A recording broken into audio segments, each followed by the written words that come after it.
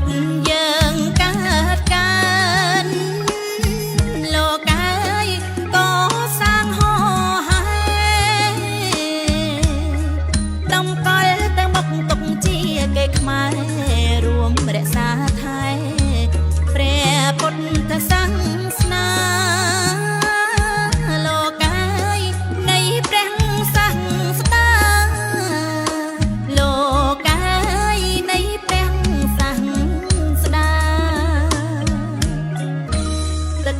ចិត្តប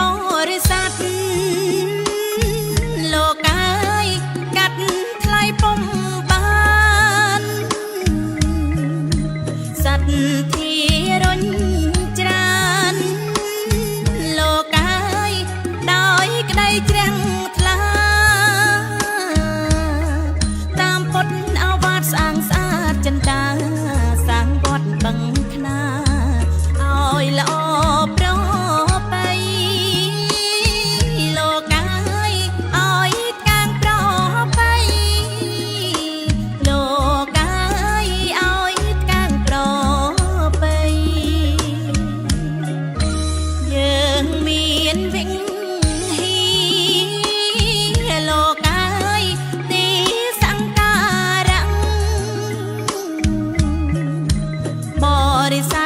គ្រប់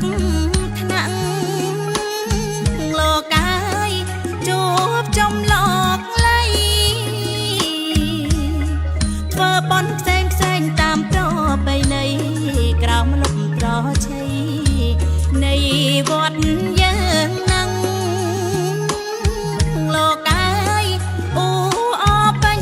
ណាំងលោកកាយអូអពេញយើងមានកត់ល្អលោកកាយបបផផងព្រះសង្ឃគ្រប់អង្គលោកកាយគង់នៅប្រាត់ប្រាំង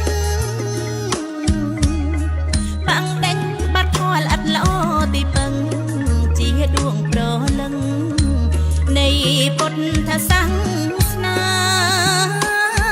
លោកកាយនៃជាតិសាសនាលោកកាយនៃជាតិសាសនាធម្មសង្ឃីលោកកាយ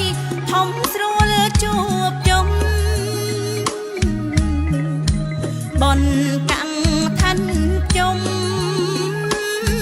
លោកកាយជួបជុំភ្ញៀវខ្ញាអត់ទឹកកុសលជូនដល់ដូនតាស្ដាប់ធម៌ទេសនាទូនមានផ្លូវចិត្តលោកកាយអប់រំផ្លូវចិត្តលោកកាយអប់រំផ្លូវចិត្តសាលាបាលីលោកកាយសង់សម្រាប់រៀនចំណេះជាស្ពាន